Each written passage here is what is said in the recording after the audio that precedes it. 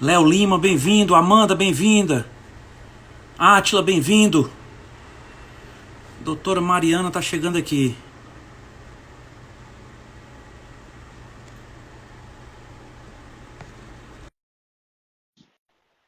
Cláudia, bem-vinda. Flávia, bem-vinda. Doutora Mariana, boa noite. Olá, olá, boa noite, tudo bem? Tudo ótimo. Uma honra, uma satisfação para o diálogo aberto receber a senhora doutora Mariana Moretti. Isso, imagina, o prazer e a honra é minha de estar aqui com vocês. Eu tenho acompanhado algumas lives, quero parabenizar já de antemão aqui por esse projeto, tá super legal. E é uma grande honra poder participar, trocar uma ideia com você de um tema que eu tanto gosto e tanto estudo, que é a propriedade intelectual. Muito obrigado. Nós temos um programa de rádio aqui em Fortaleza, de entrevistas, foi criado pelo meu pai, deputado federal Jackson Pereira, e após a partida dele, nós continuamos o programa, e Certo. nesse período de isolamento, nós procuramos levar conteúdo para os Certo. seguidores, né? E É. tem sido bem bacana, tem sido um sucesso realmente pelo feedback que a gente tem recebido. Legal, eu acho que esse tempo de pandemia está sendo difícil para todo mundo, mas eu acho que é uma É, época de reinvenção e uma época que a gente tem que tirar o melhor, né?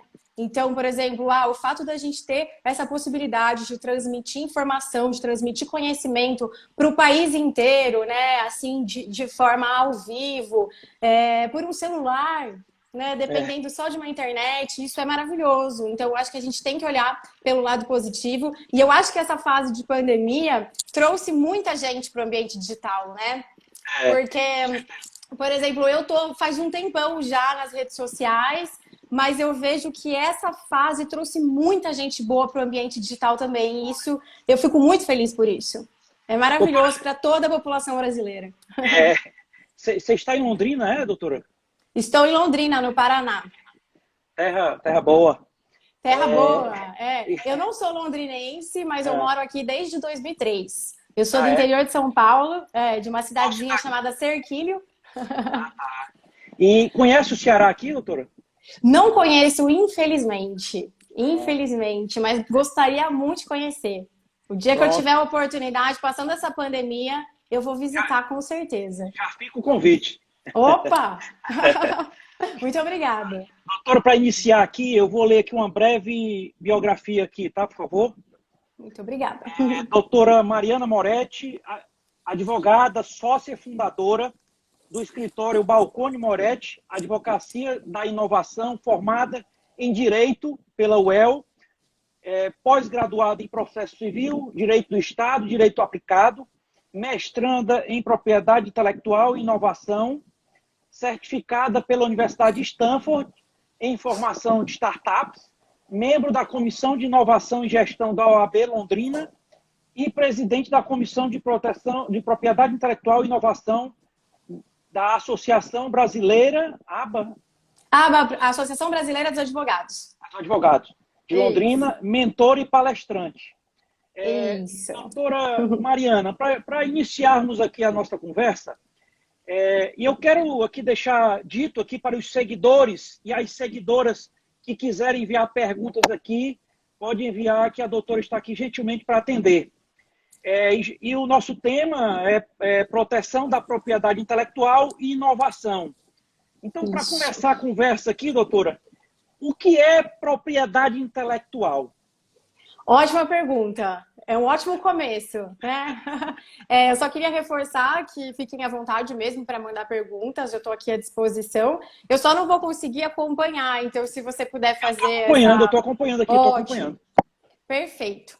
Então vamos lá, propriedade intelectual é um termo não muito conhecido, na verdade não é muito usual aqui no Brasil, apesar de ser uma área do direito, né, que trata dos direitos, das regulamentações, dos deveres relacionados ao conhecimento. Não é muito, apesar de a gente ter uma legislação aí já antiga, não é uma coisa muito usual mas que está tomando agora, tá tomando campo, vamos dizer assim, está crescendo.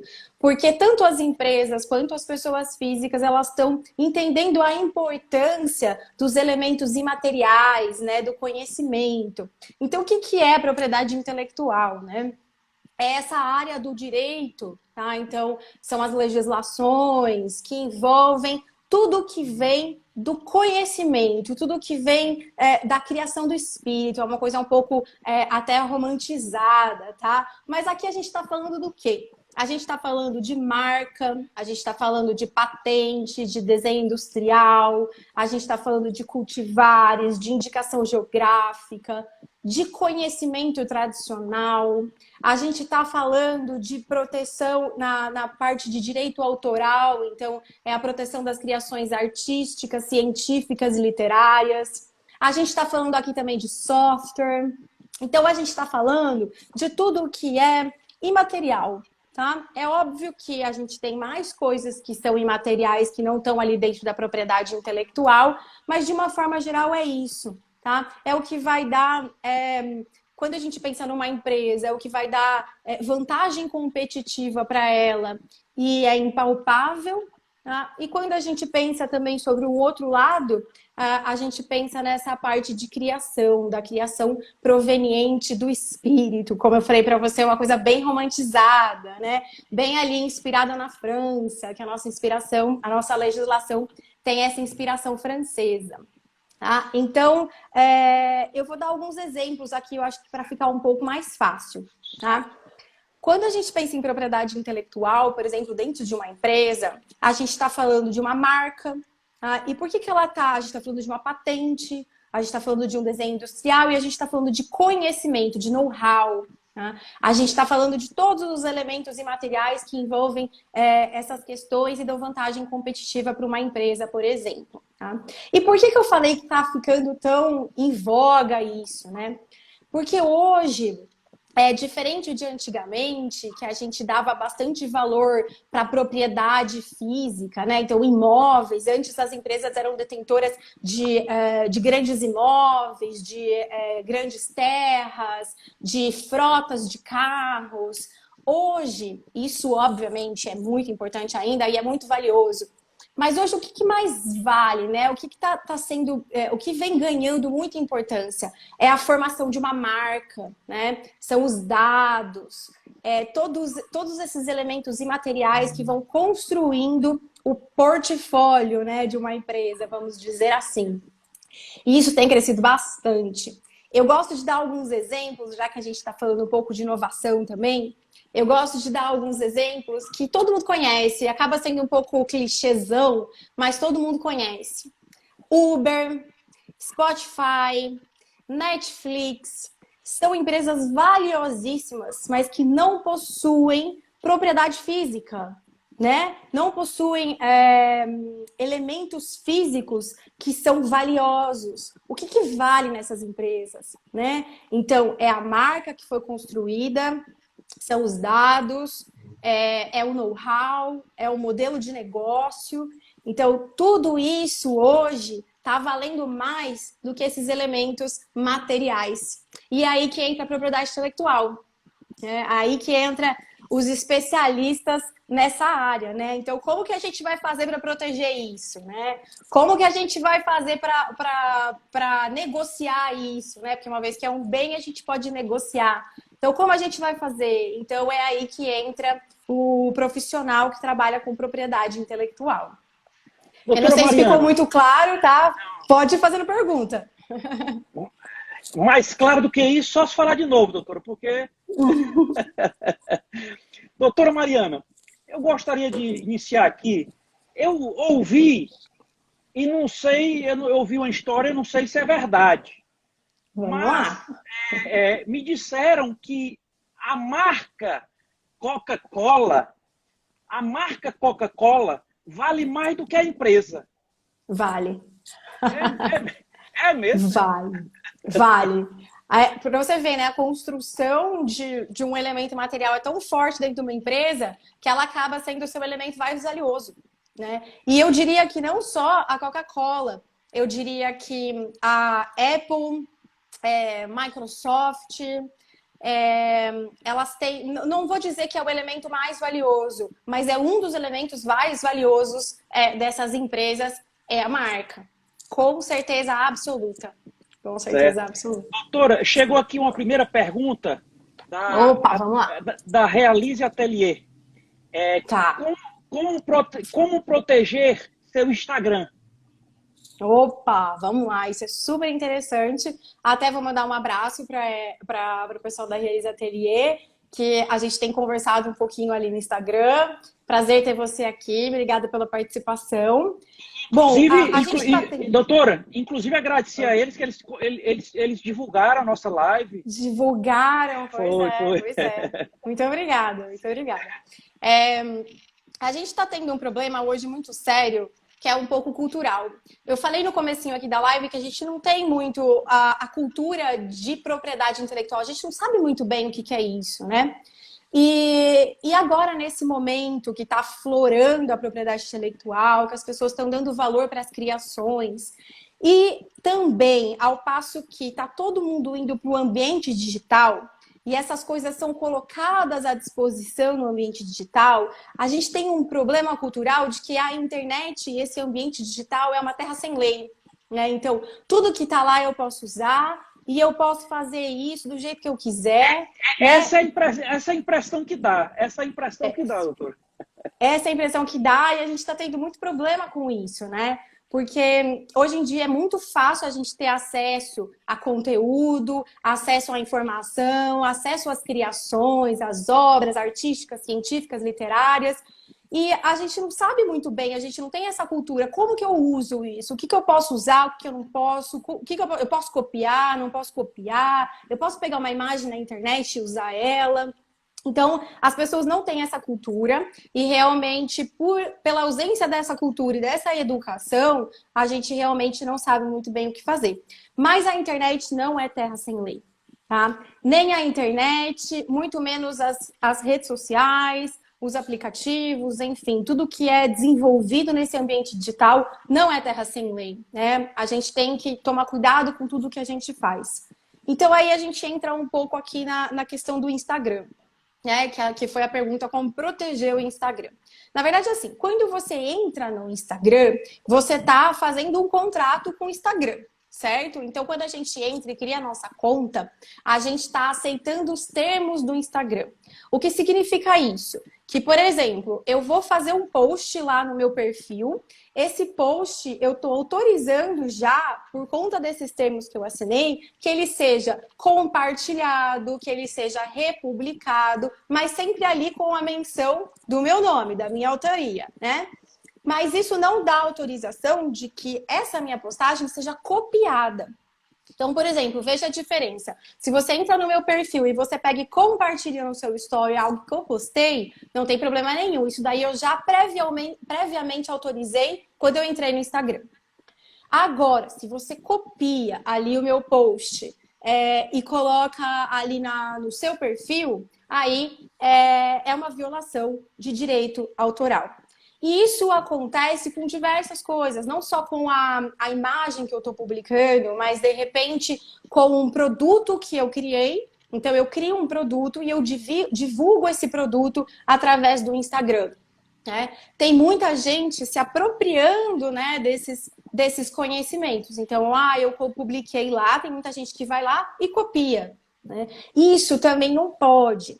É óbvio assim, cada caso tem que ser analisado especificamente, obviamente, tem todas as peculiaridades, então a gente tem que ver se é uma criação protegida ou não, tem que ver tudo isso, mas não é porque está no Instagram que pode ser copiado.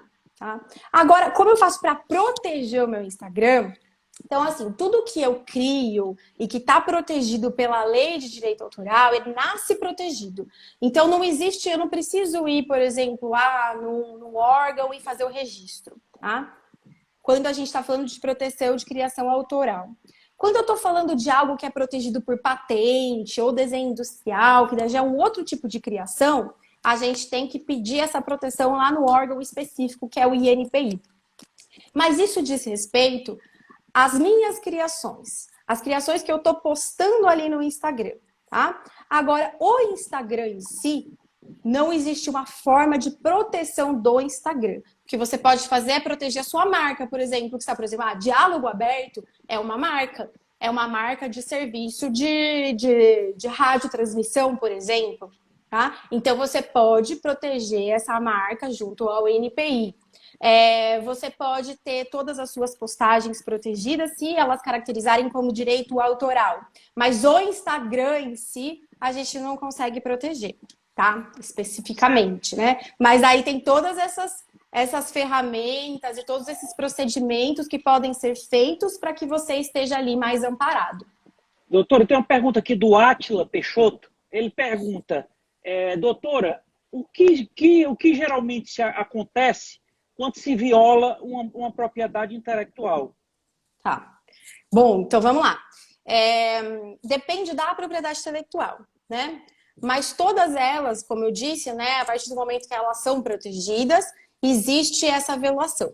Essa violação, ela pode ser de cunho civil ou de cunho penal, tá? Então, por exemplo, se eu pratico uma contrafação, por exemplo, que é a pirataria, eu estou praticando um crime e eu também estou praticando uma violação de direito de propriedade intelectual passível de indenização, tá? Então, eu tenho sobre essas duas esferas, né? Então, se eu violei um direito de propriedade intelectual, eu posso ter que indenizar a pessoa que eu violei, a pessoa física ou jurídica, e eu posso também responder por um processo criminal, tá? Então, pode ter essas duas consequências.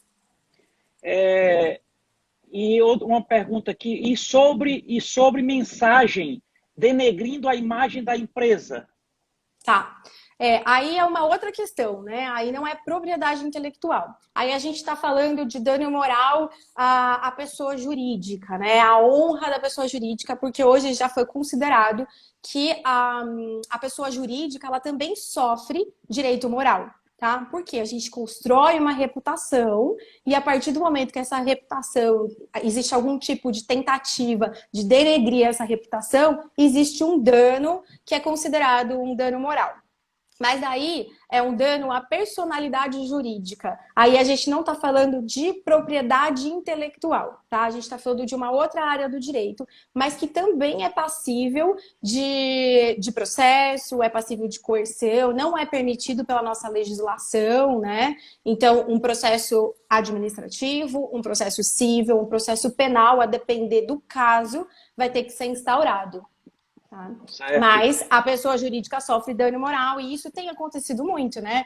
Porque é difícil conseguir construir a reputação de uma empresa, né? E aí, quando você constrói, você quer manter aquela reputação. Então, sob a perspectiva da propriedade intelectual, a gente tem uma especificidade que é a repressão à concorrência desleal, tá?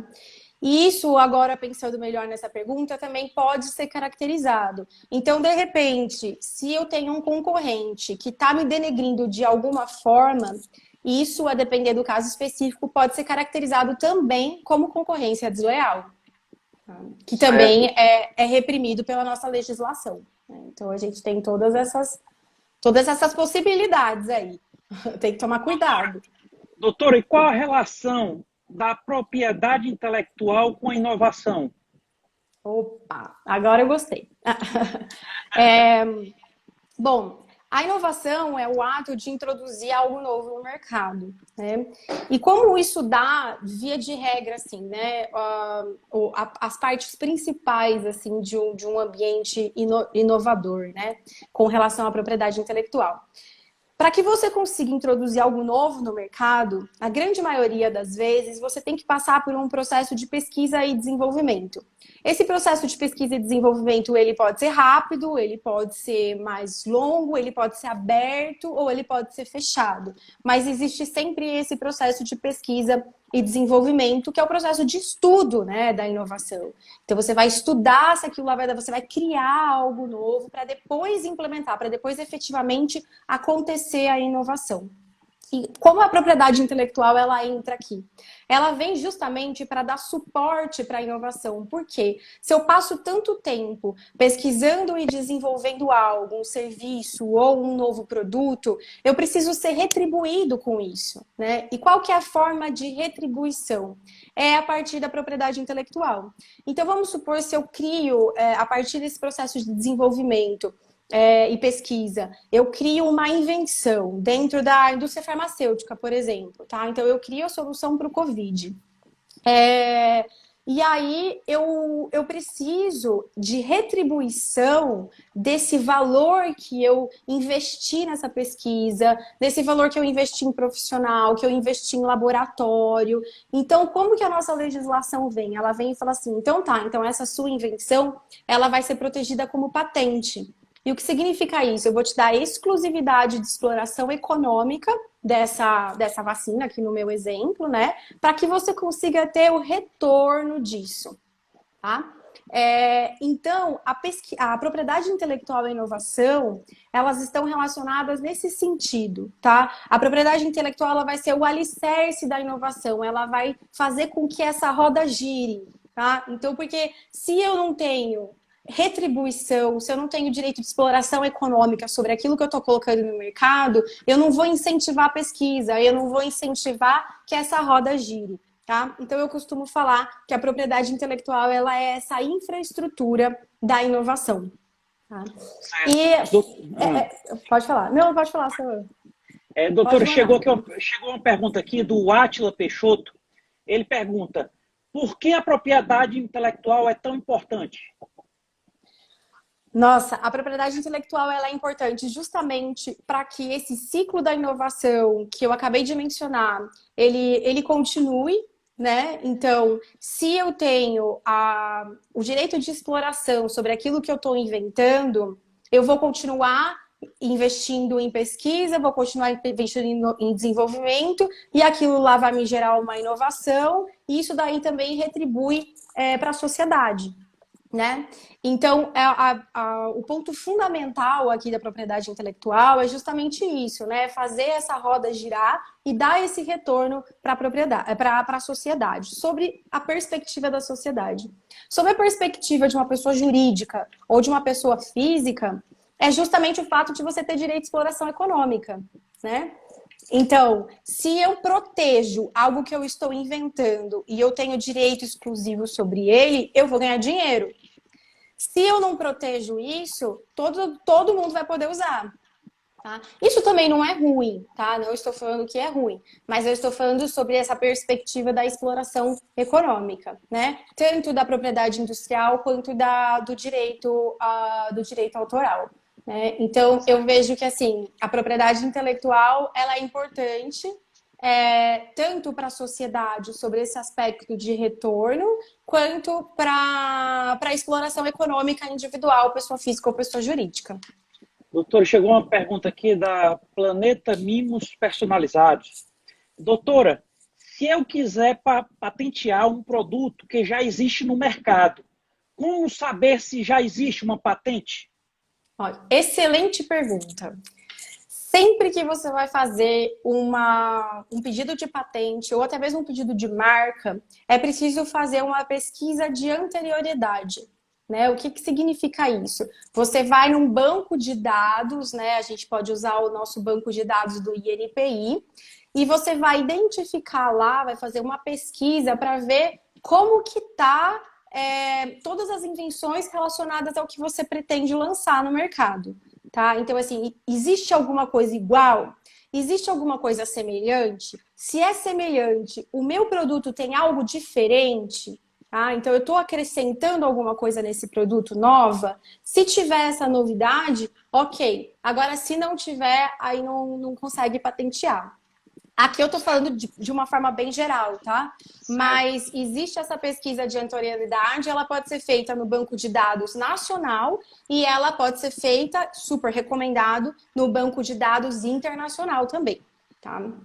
Doutora, chegou uma pergunta aqui do artista plástico, arquiteto e escritor de livros, né? Totonho Laprovítera. O Totonho pergunta, doutora, o que se configura plágio? Opa, vamos lá. Parabéns por todas essas características aí. Adoro artistas. Adoro e admiro muito. Vamos lá. O plágio é uma violação de direito autoral, tá? E é o ato de você usurpar a, a não propriedade, a titularidade de uma obra, tá? Então, por exemplo, quando eu pego uma pintura, tá? Eu pego essa pintura, eu copio essa pintura e eu coloco o meu nome lá, tá? Eu tô tomando para mim a obra de outrem, de outra pessoa, tá? E estou usurpando o nome dela. Então, por exemplo, se eu pegar e copiar essa obra, eu estou tomando para mim a obra de outra, estou cometendo plágio. Se eu pegar, copiar só, fazer um copia e cola, mas tirar o nome da pessoa, eu também estou cometendo plágio porque eu estou usurpando aquela autoria. Eu estou tirando o autor, desvinculando o autor da obra, tá? Então, é isso que é o plágio. O plágio é uma violação de direito autoral. Você desconecta o autor da obra, tá? E toma para si obra de outrem, obra de outra pessoa. Isso que é o plágio. Doutora, chegou aqui também outra pergunta aqui, do Galvão Nogueira. O Galvão, um amigo nosso aqui, influenciador político aqui do estado do Ceará, quando uma marca é também o codinome de uma pessoa por anos, porém registrada por uma emissora de TV, por exemplo, o que pesa mais na disputa jurídica? Quem registrou ou a notoriedade? Importante pergunta do Galvão. Importante pergunta mesmo. Tá. Aqui a gente só tem que fazer algumas diferenciações, né? Existem marcas notórias, né, que são marcas reconhecidas mundialmente. Tá? Mas precisa ter, para ela ser considerada uma marca notória, precisa ter esse pedido de registro. Tá? Quando a gente fala de um processo judicial, de uma marca registrada e um codinome, tá? A nossa legislação, ela sempre vai ser favorável ao registro. Tá? É sempre favorável ao registro porque é um requisito para proteção específico na nossa legislação. Tá? Mesmo que o outro tenha mais notoriedade? Mesmo que eu tenha mais notoriedade. Mas aqui a gente tem que fazer uma consideração super importante, tá? Então, se eu uso um codinome há muito tempo e eu tenho muita notoriedade com relação a isso, num processo judicial, o que eu consigo fazer? Eu consigo utilizar esse nome, tá? Então, eu consigo ter autorização para conviver harmonicamente com essa marca que já foi registrada. Tá? Então, isso é bem possível que aconteça, inclusive. Agora, todo caso vai depender especificamente, tá? Vai depender de todos os argumentos, vai depender de todas as especificações. Não tem como eu dizer para você, num processo judicial, quem ganharia, por exemplo. O que eu posso dizer para você é que o requisito da nossa legislação é que tem essa proteção. E o que eu posso dizer para você é que é muito possível que codinome e marca registrada possam viver harmonicamente. Tá? Tem até um caso super interessante da Apple, não sei se dá tempo de eu contar aqui, mas acho que sim. A Apple, quando ela lançou o iPhone, vocês já conhecem a história? É verídica, tá? A Apple, quando ela lançou o iPhone, em 2007, ela foi proteger essa marca em todos os países onde ela ia lançar o iPhone, certo? Então, ela veio para o Brasil e solicitou o pedido de registro da marca iPhone perante o INPI. Acontece que, antes de 2007, a Gradiente já tinha feito o registro, já tinha solicitado o registro da marca iPhone. Era iPhone Gradiente, que era um telefone que usava a internet. Então, era a abreviação de internet mais telefone, iPhone Gradiente, eu não lembro se era isso. E aí, como que faz, né, para resolver esse problema? O INPI indeferiu o pedido da marca da Apple, tá? O iPhone, porque a nossa legislação, ela prevê que esse pedido tem que ser feito e o primeiro pedido é o pedido que vai valer, tá? Então, nesse caso, era o da Gradiente.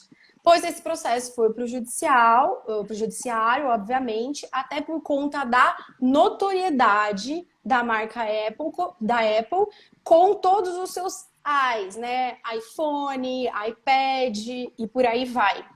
Então, teve uma discussão bastante intensa e bem ferrenha ali, tá? Porque a nossa legislação ela tem esse requisito bastante objetivo, mas por conta da notoriedade, né? Por conta dessa identificação até que o próprio consumidor faz. Então, o consumidor, se eu falar para você assim, a Gradiente tinha direitos de iPhone, você nunca ia pensar isso. Você ia achar que a Gradiente estava infringindo direitos, né?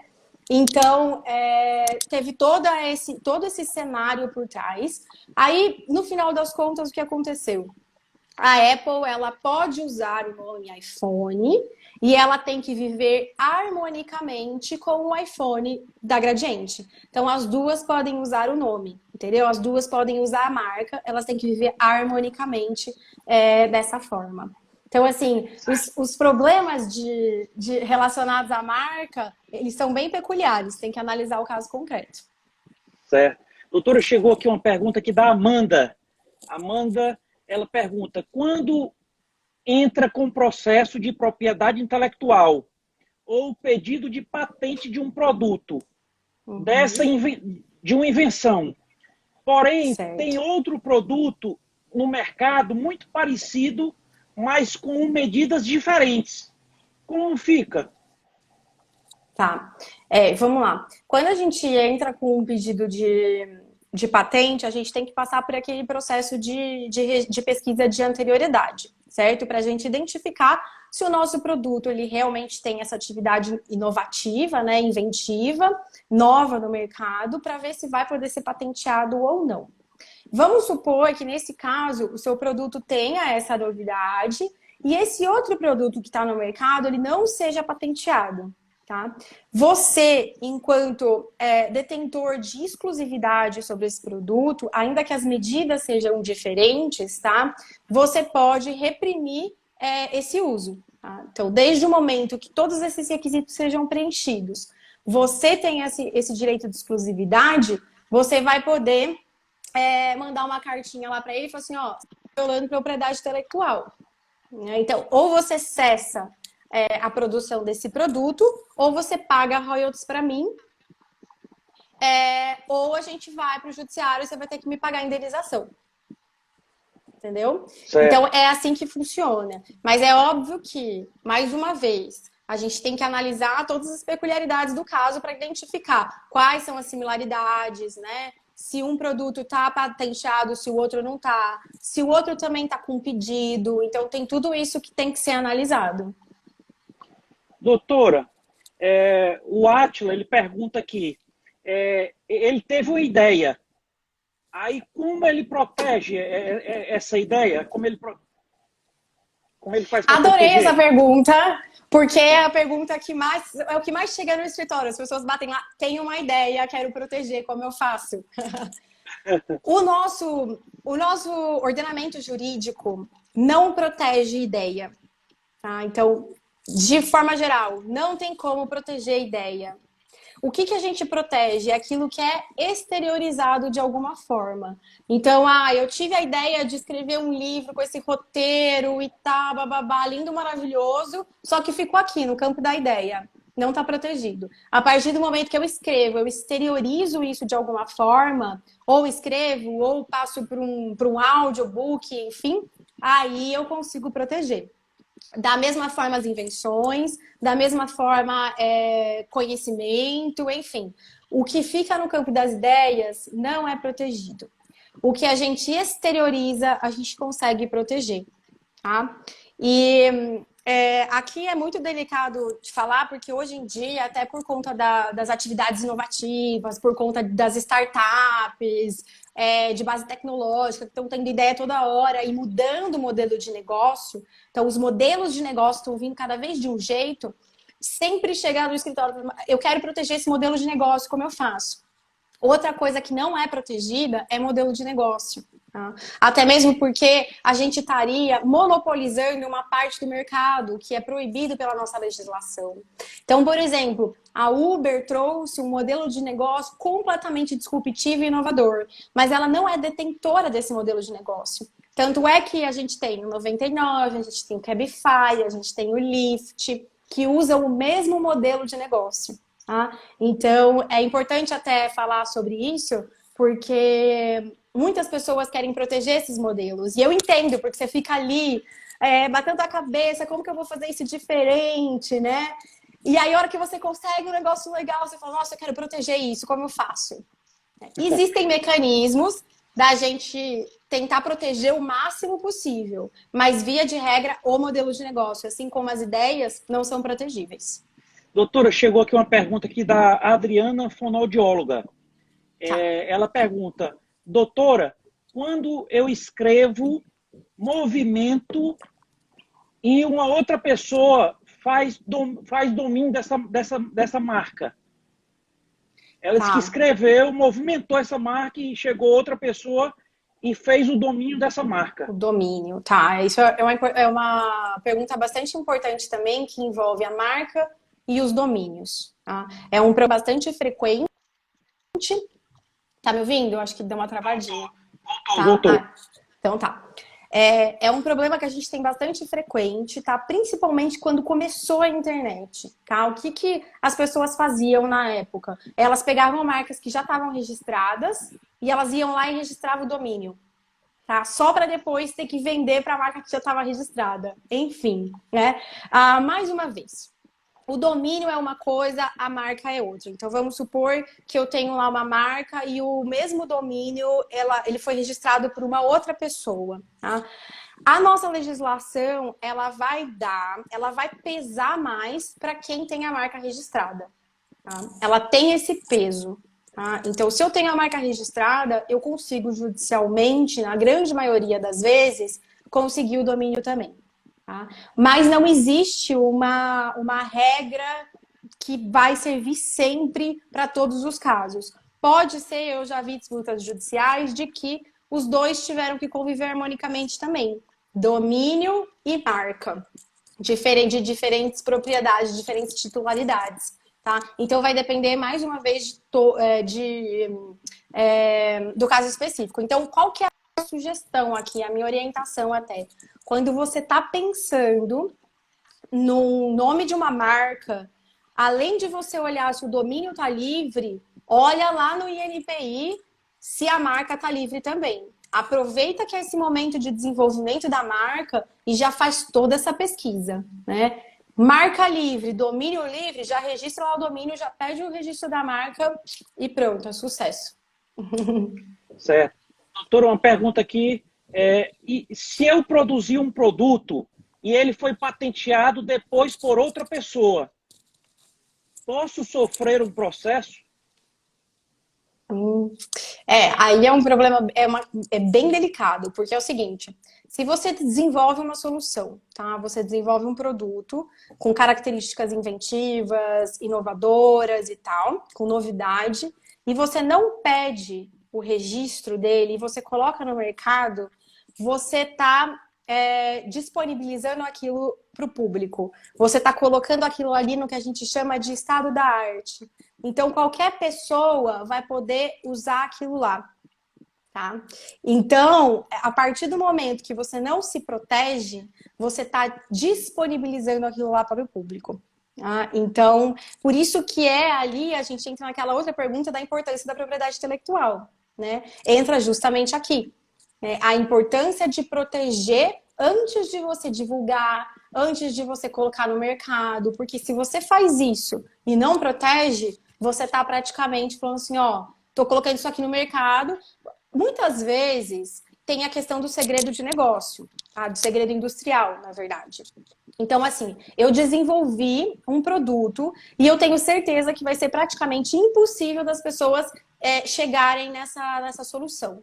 Eu vou confiar no meu segredo industrial, que é o caso da Coca, mais uma vez, né? Então, assim, até hoje, eles conseguiram manter o segredo industrial da fórmula da Coca-Cola. né? Só que foi o risco que eles correram, porque podia ser que eles colocassem a Coca-Cola no mercado e dali 2 anos alguém descobrisse a fórmula e começasse a reproduzir. Se reproduzirem, a Coca-Cola não vai poder fazer nada, entendeu? Então, é também estratégico isso, né? É uma coisa que eu discuto muito com as pessoas que me consultam e por aí vai. Vamos criar uma estratégia para isso. O que é interessante para o seu negócio, né? Então, Doutora, chegou uma outra pergunta aqui do artista plástico, do escritor Totonho Laprovitra. Ele pergunta, doutora, nome próprio pode ser protegido? pode. Nome próprio pode ser registrado como marca, tá? Assim como sobrenome, mas tem uma questão de que você não pode impedir outros que tenham o mesmo nome ou que tenham o mesmo sobrenome de usar também, né? Então vamos supor, eu vou lá e registro Mariana Moretti. E existe outra Mariana Moretti no país, né? Se for o nome dela de registro, eu não posso impedir que ela use o nome dela, tá? Mas eu posso me registrar como marca. Não, é uma possibilidade. Doutora, para o mercado de eventos, né? Para o mercado de eventos, como proteger uma marca de um evento, um nome de um evento? Legal essa pergunta. Até me fizeram esses dias lá numa caixinha do Instagram. Eu fiz uma publicação também sobre isso. Até se quem perguntou se tiver interesse, entra lá que eu coloquei vários exemplos de marcas de eventos que foram registradas. Uma marca de um evento, assim como todas as outras marcas, pode ser registrada como uma marca de serviço, tá? Então, é uma marca de serviço de evento, né? Você vai, por exemplo, eu citei lá Lollapalooza, eu citei alguns eventos como Rock in Rio, eventos grandes assim que tiveram uma marca bastante consolidada no mercado, que foram lá no INPI e pediram o registro da marca na qualidade de marca de serviço. Pode ser uma marca de produto também, de repente você usa o nome do evento para vender camisetas, para vender souvenirs, enfim, pode ser registrado também. E a forma de proteger é assim, entendeu? Você pega esse signo distintivo, essa logo, esse nome, né, essa figura, e você vai pedir o registro no INPI. Tá? Assim como todas as outras marcas, a de evento também é possível. Certo. Doutora, quando se tem uma querela de propriedade intelectual, né, nós não temos varas específicas para tratar disso, né? Assim, como é um assunto que os juízes não dominam. Como fazer, doutora? Adorei sua pergunta também, porque é uma coisa que eu bato bastante firme, assim, principalmente nos cursos que eu dou, porque a área de propriedade intelectual é uma área muito especializada, é uma área muito específica, e como você disse, a gente não tem dentro do judiciário várias especializadas para tratar disso. Então é uma loteria, você entrar no judiciário é realmente uma loteria, e eu tenho vários casos que eu me arrependi de ter entrado no judiciário. Então a solução, para mim, ela é sempre administrativa, ela sempre está na arbitragem, tá? É um mecanismo hoje de solução de conflito alternativo que serve muito bem para a propriedade intelectual, ou seja, as partes elegem que o caso delas vai ser decidido pela arbitragem através de uma câmara específica com um profissional extremamente gabaritado naquela área. Tá? Então você vai ter o seu caso decidido por alguém que entende o que está acontecendo. E dentro dessa área de propriedade intelectual, a gente está tendo muito problema com software, né? Com desenvolvimento de software. Aí envolve, além de conhecimentos de propriedade intelectual, envolve conhecimentos de informática. Então, assim, é até surreal a gente exigir isso de um juiz que, de repente, está numa entrância inicial, por exemplo, e cuida do fórum inteiro, né? Pega civil, penal, e isso e aquilo.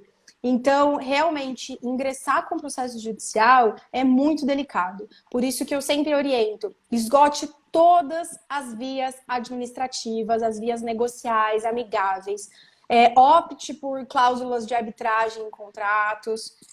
E se não tiver como, aí você vai para o judiciário. Mas lembrando de que, por exemplo, num pedido inicial, você tem que deixar muito claro para o juiz o que está acontecendo. Você tem que ter um advogado especializado nessa área que possa traduzir isso, entendeu? Então, é bem delicado mesmo. Mas a gente tem que tomar esse cuidado. Exceto se você estiver no Rio de Janeiro, porque no Rio de Janeiro daí a gente tem vários especializados. A gente tem, inclusive, o INPI lá, né? Por isso que tem essas varas especializadas. Então... Doutora, o Totonho aqui, o Totonho é arquiteto também, e e o Totonho tem grandes obras aqui no estado do Ceará, assinada por ele, né? Com essas obras arquitetônicas, elas estão protegidas pelo direito? Elas estão protegidas, elas são expressamente previstas como obras protegidas pelo direito autoral, na lei de direito autoral, artigo 7º, eu não me lembro o inciso agora, mas estão protegidas. Obras arquitetônicas são protegidas pelo direito autoral e não precisa de registro, tá? Mas e aí, como eu sei se uma obra arquitetônica ela é protegida, porque hoje tem tantas obras que não tem contribuição autoral, que não tem originalidade, que é só ali uma reprodução, né?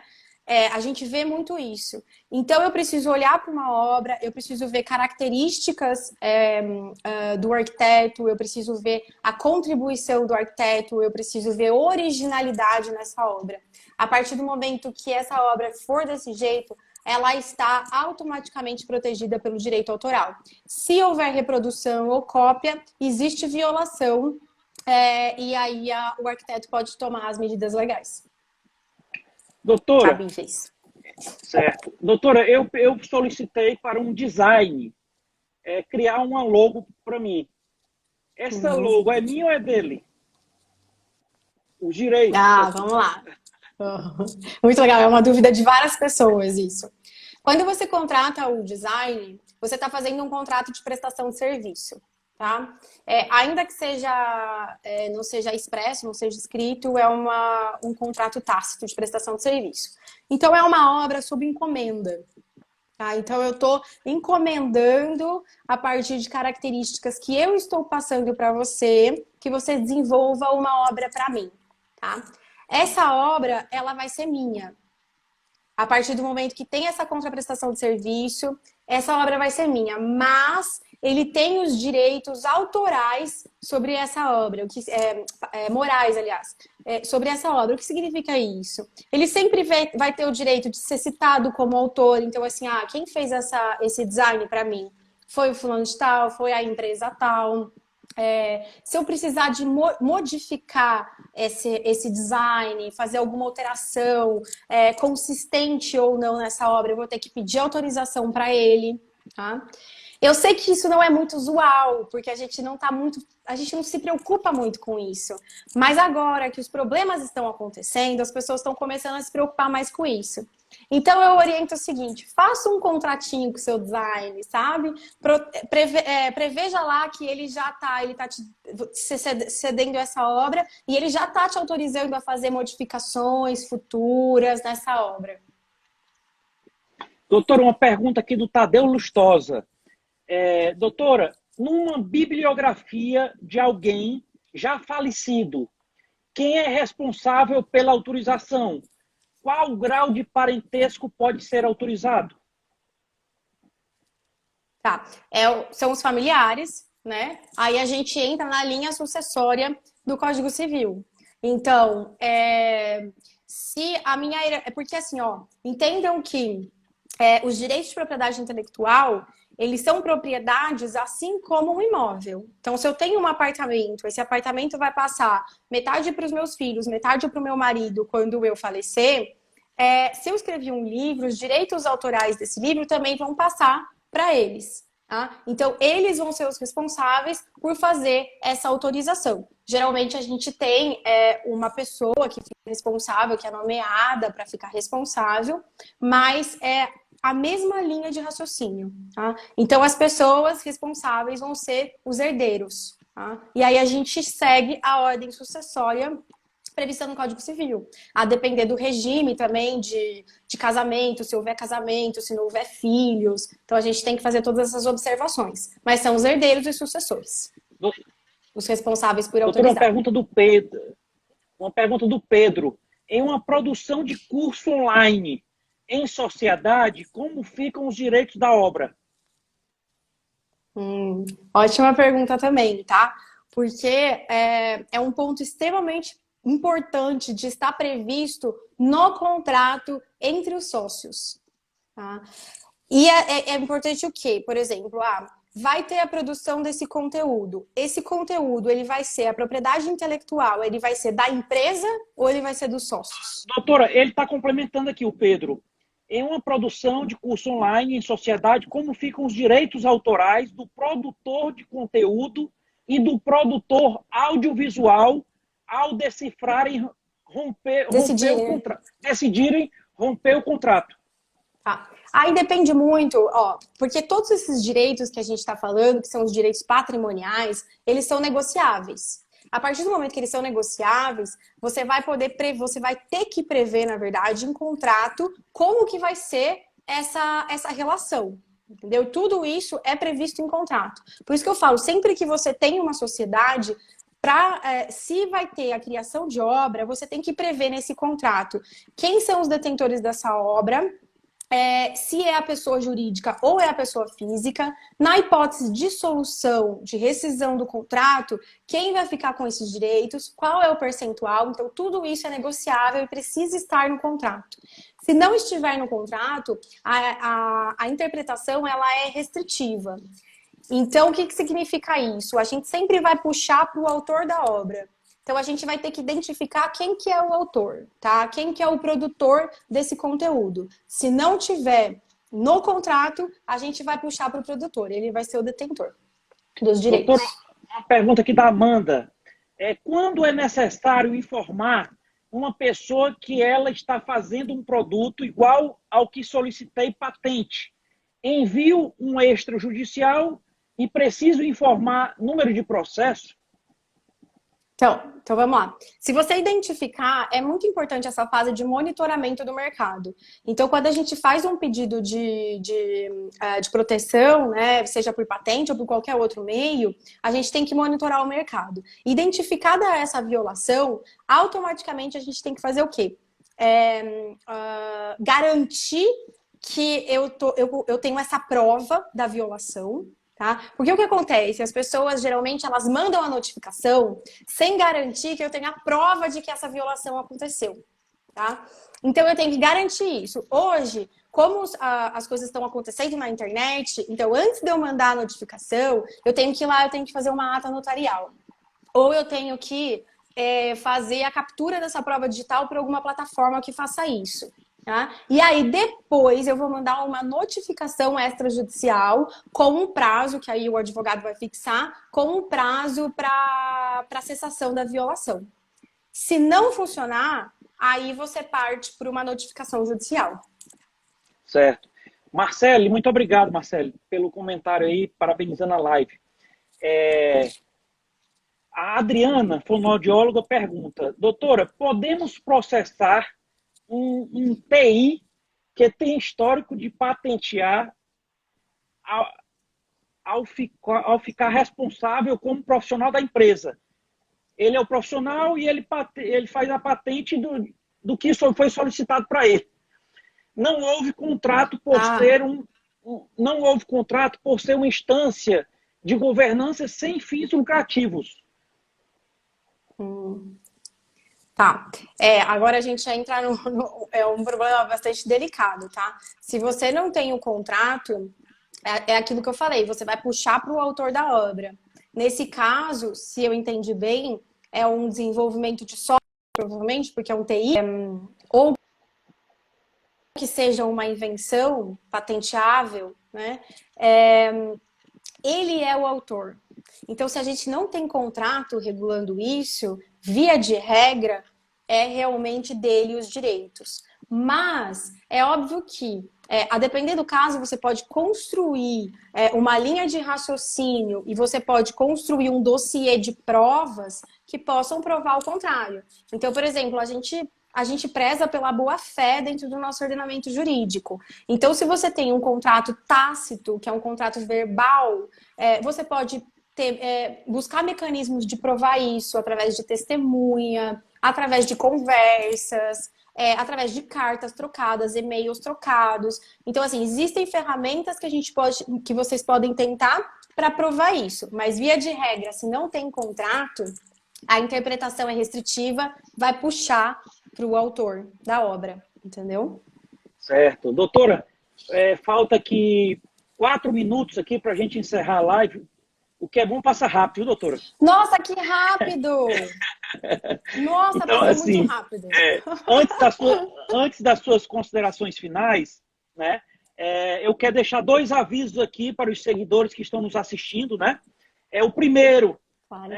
acompanhar a página da doutora Mariana, que está lá em cima, né? Ela posta vídeos e tudo, é bem bacana ficar acompanhando. E também seguir o Diálogo Ponto Aberto. Nós estamos com lives diariamente com diversas temáticas. Amanhã, nossa live, às 19 horas, com a secretária da Fazenda do Estado do Ceará. A secretária, a doutora Fernanda Pacobaíba, ela vai falar aqui do momento aqui da economia do Estado, as perspectivas, enfim, será uma conversa bem interessante. Doutora Mariana, muito obrigado pela sua atenção, uma honra esse diálogo aberto. Parabéns pelo seu trabalho e as suas considerações finais. Ah, tá. Estão perguntando aqui, vai ficar salva a live, sim, aqui no feed do Diálogo Aberto, tá? Pode assistir e encaminhar para quem não assistiu. Suas considerações, por favor. Rodrigo, mais uma vez, eu quero agradecer imensamente pelo convite. Foi uma honra estar aqui, conversar um pouco sobre esse tema.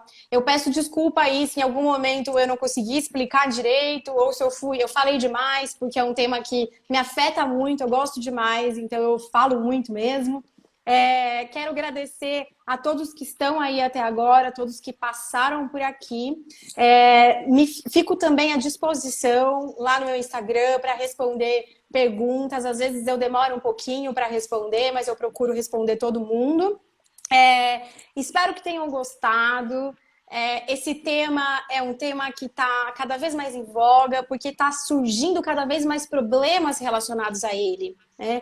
Então, eu acho importantíssimo esse tipo de live para a gente trazer mais informação para a sociedade, para as pessoas começarem a entender melhor o que envolve a propriedade intelectual, quais são nossos direitos, quais são nossos deveres, nossas obrigações, o que a gente pode fazer, o que a gente não pode. Então, eu quero te parabenizar mais uma vez por essas lives e pela oportunidade de estar aqui falando sobre esse tema. Muito, muito obrigada. É isso aí.